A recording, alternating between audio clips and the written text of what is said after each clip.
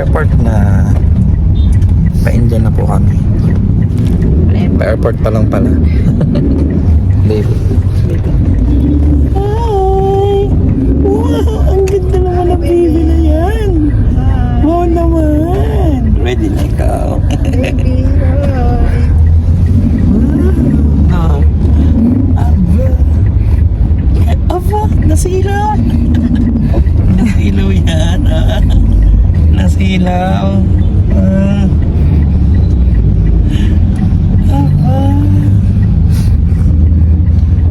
Ano? ay, Jerax pa ni Din ay 40 ng gabi. Oo. Anong oras? Come on. Yes, so dito SLEX kami papuntang Skyway. Yan, malapit na sa NAIA. Always remember 4 hours before ang flight. So sa Terminal 1 nga kami, dyan ang departure. Tapos may connecting pa kami sa Malaysia to India. So talagang mahaba-haba ang biyahe. At syempre pagdating namin, pumila na din agad kami sa check-in baggage kasama yung ibang 4 LPBs. Dito na po kami sa immigration. Yung baby tulog, pagod. Ayan. Transport na siya soon. Salamat po sa lahat. Oh. Dati nagligalig pa siya. Buti naman ay pin-priority kami. Good job naman ang immigration. Good job talaga. Yun naman yung kagandahan. So, sa mga 4 LT babies po na susunod, tandaan nyo lagi na sa priority kayo pumila. And don't forget din yung mga kailangang food ni baby, tsaka water niya, yung mga dede, especially dun sa hindi nagpapa-breastfeed. Dahil magugutom talaga yung mga baby natin. So dapat ready tayo.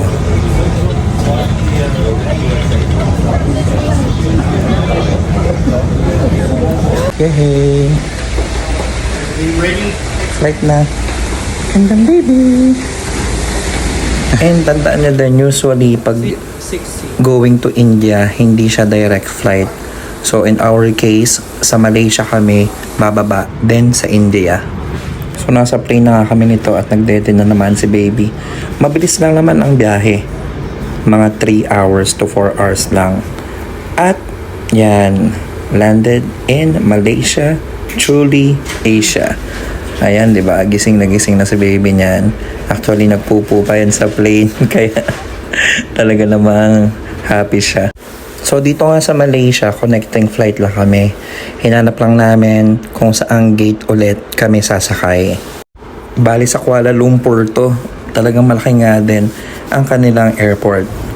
At sumakay pa kami ng bus para magpunta kung saang gate yung boarding namin. Kita nyo naman, napakalawak. Okay, yun din. Papas ka rin.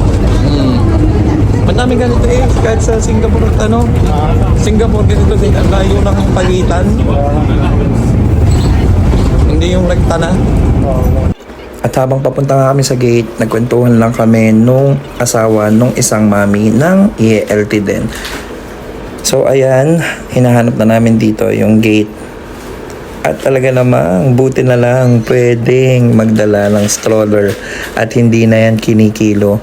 Kailangan lang talagang iwan bago pumasok ng eroplano. So sa mga kapwa namin na may mga babies din for LT, huwag kayong mag-atubiling dalhin yung mga stroller or trolley ni baby kasi napakalaking tulong niyan. Napakahabang lakarin din ang tatahakin ninyo sa Malaysia, lalo na pagdating dito sa airport ng India. So ito, papunta na kami sa plane at going to India na kami niyan. Yes. Dito na ba kami sa Malaysian Airlines going to India. Bunso, kain ulit siya. Puto mo. Average body नहीं वो है जब खाना खाना वैसा हो जब basically serious तब है जब 100.4 Buti maganda yung aming size.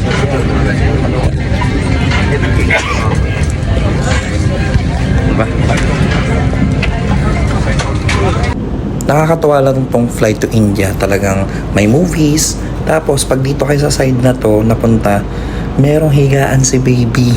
Kaya sana dun sa mga for LT din na susunod sa amin, sana ito yung seats na makuha nyo. Actually, number 28 yan. O, diba? Talagang tulog na tulog si baby.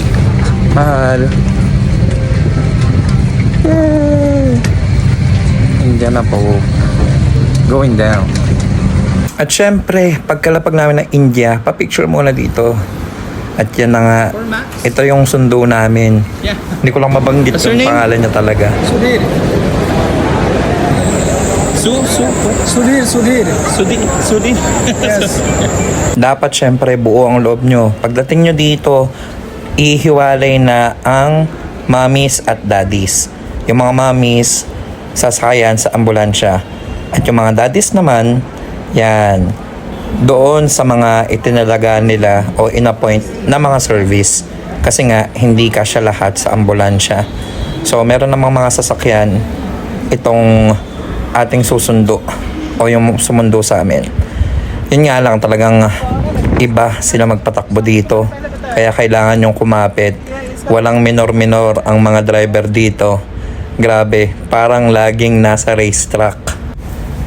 Ayan, so ito hindi pa masyadong mabilis kasi medyo traffic pa.